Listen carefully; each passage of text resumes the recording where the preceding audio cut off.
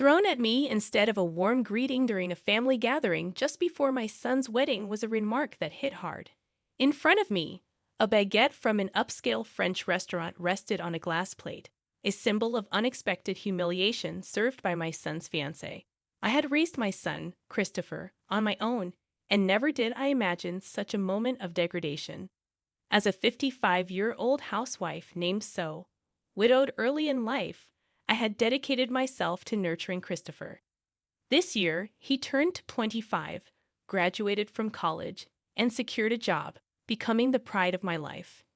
Despite his success, he chose to continue living with me in the house left by his late father. I cherished the idea of spending more time with him. However, my world took an unexpected turn when Christopher revealed he had a girlfriend and intended to marry her. Initially shocked, I soon embraced the news with genuine joy, expressing my happiness at his growth. Christopher, still living with me, promised to bring her home soon, but the opportunity didn't materialize.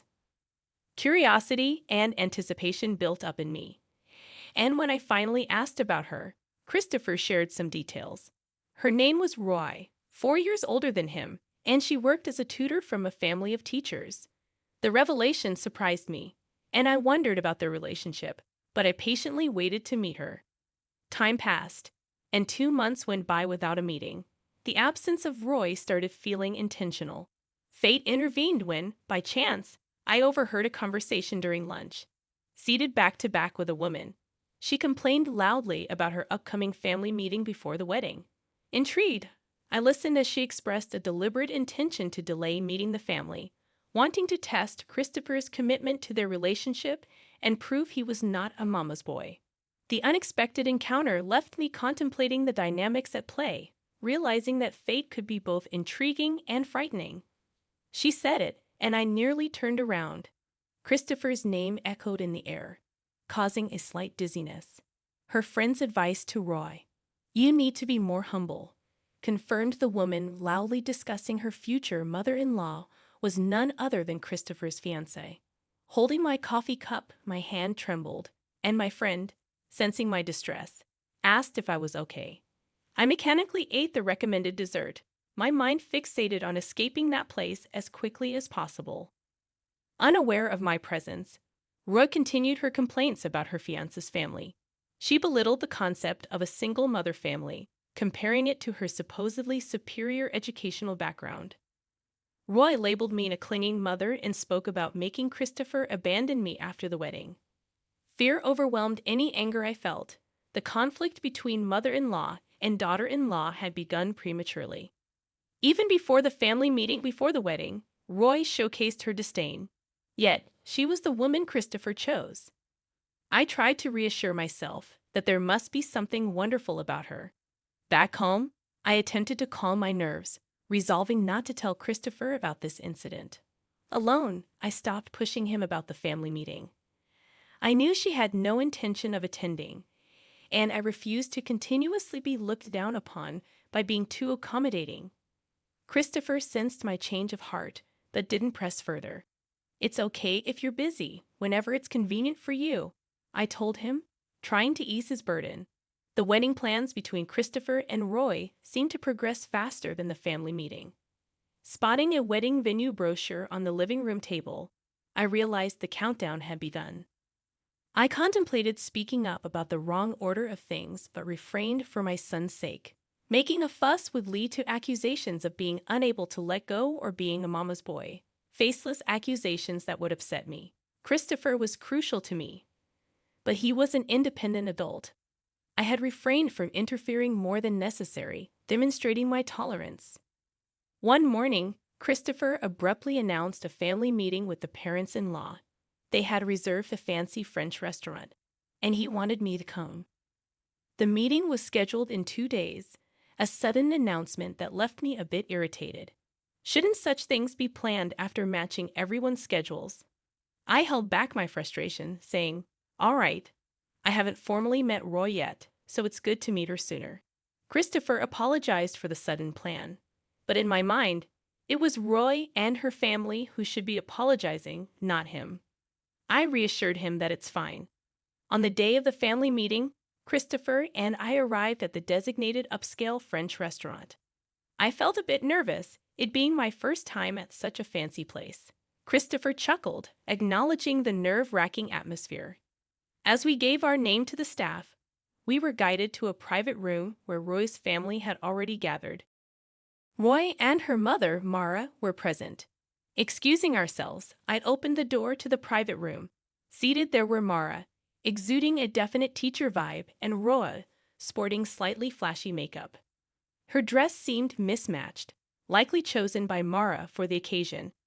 Roy and Mara remained silent until I finished my greetings, their scrutiny palpable as if evaluating me as a lesser presence. Christopher, familiar with Mara, greeted her with "long time no see."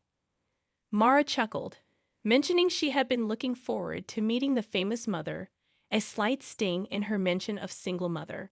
Suppressing any reaction, I played it down, emphasizing Christopher's inexperience and suggesting they take care of him. Mara, contentedly nodding, maintained an air of superiority. Her demeanor hinted at how she might treat her students and their parents, an attitude I wouldn't desire for my child. She invited me to sit, yet Roy hadn't greeted me. With reluctance, I initiated conversation, prompting Roy to respond with a mocking snort, deeming repetition inefficient. Her arrogant remark stirred anger within me, but I restrained my temper.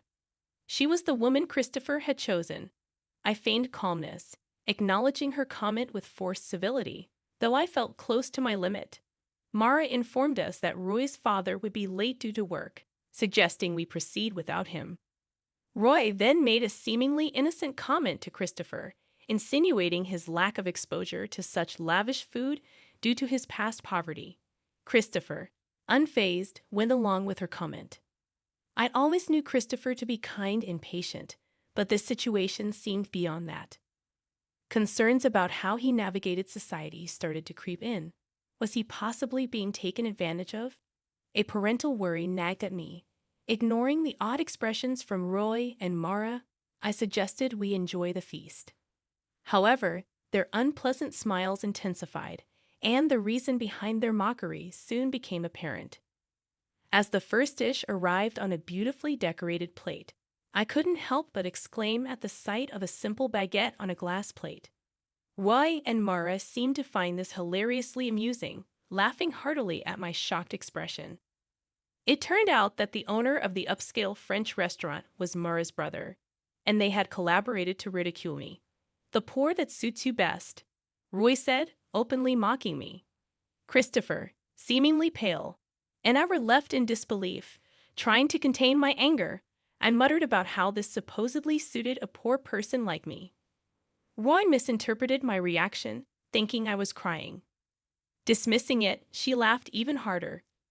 Surprisingly, Mara, who might be expected to scold Roy, only said, "Oh dear, Roy," without any intention of reprimanding her. I couldn't bear the idea of such individuals becoming part of my family. Just as I raised my bowed head, Roy's father entered, apologizing for being late. Witnessing the baguette situation, he seemed taken aback. Roy proudly explained that she had the baguette prepared, thinking I, raised in poverty, hadn't experienced such cuisine. Her father scolded her for taking the joke too far, but couldn't hide his amusement. The thought of them becoming my family was unbearable. As the father turned pale, I looked up and recognized him. Cedric, the principal of a private high school where I had been facing difficulties. I expressed my surprise, and he exclaimed in shock, revealing that he had become the principal 3 years ago. Instead of dwelling on educational policies, I couldn't resist suggesting he pay more attention to education at home, especially considering the insult from his daughter, something I vowed never to forget. I said, staring down at him. He had always berated me, claiming that a single mother couldn't be a principal. He had spread rumors that I couldn't properly educate my own child. Roy, realizing the impact of her actions, seemed taken aback. Marcia trembled, lost for words. I looked at each member of Roy's family and slowly bit into the baguette. The sound of me crunching echoed in the room. Delicious, as expected of a high-end French restaurant's baguette. "How about it, Cedric?" I'd offered, smiling as I held out the glass plate with the baguette. His hand trembled amusingly as he took it. Don't get the wrong idea. I'd always separate work and personal life. Your dismissal has always been a topic at the board meetings. I was the one opposing it. Without rivalry, there's no momentum for reform. But your role ends here, I declared, giving him a final warning. In fact, I had evidence of him accepting bribes during admissions, manipulating interviews, and enjoying a luxurious life with that money. I was still deciding whether to pursue criminal charges, but if he left the school quietly, I was willing to let it go. Christopher, let's go home. She may be this kind of lady, but can you still see her as a marriage partner? I won't stop you if you choose her, I said to Christopher, whose gaze was fixed on the baguette Cedric held out to him. Roy, with a strange smile, whispered, You'll marry me, right? Thinking that marrying him was her only way to save Cedric's position, her pleading eyes turned to him. He looked down, gripping his hands on his knees. The engagement is off. This marriage is as if it never happened, he declared. It's just a joke. I didn't mean to mock you. It's a joke, Christopher. You're so stiff. Roy desperately tried to cover up. If that wasn't mockery, then what was it? I was amazed that she couldn't come up with a better excuse. He looked at Roy with an unexpectedly cold gaze. Roy, you've been given a lot by your parents, education and love. But I believe I received even more from my mom. Seeing her work was cool. She's still cool, he declared. He could never forgive her for mocking me and expressed pity for the students she was teaching. I wouldn't want to be taught by someone like her. I heard bad rumors about you but chose to believe otherwise. You betrayed that trust, he said, causing tears to stream down Roy's face. She seemed to finally understand the irreversible damage done. Wait. You're joking about the breakup, right? I bragged about getting married to my friends. I can't break it off. It's embarrassing, she pleaded tearfully. What's most necessary for you now is to reflect on how things came to this. We probably won't see each other again, but I hope you grow, I said. As Christopher and I were about to leave the private room, Cedric grabbed his shoulder to stop him. Christopher shook off his hand as if it were something filthy. I've been patient, but let me say this clearly. What's wrong with being raised by a single mother? Did you see Roy's vulgar behavior? Raised by respectable parents. You should be more ashamed, he said firmly. Cedric had no response and looked down in shame. Roy's cries echoed in the private room as we left the restaurant. The moment we stepped outside, we heard Cedric's angry voice, probably yelling at Roy. Christopher, you need to be more discerning in choosing women. When I said that, he scratched his head and mumbled, It's embarrassing. Apparently, Roy had aggressively pursued him, and Christopher, who tends to be easily swayed, fell into that situation. It was clear that Roy saw an opportunity in him. Regardless, I expressed relief that everything came to light before the marriage as we headed home. The engagement ended amicably.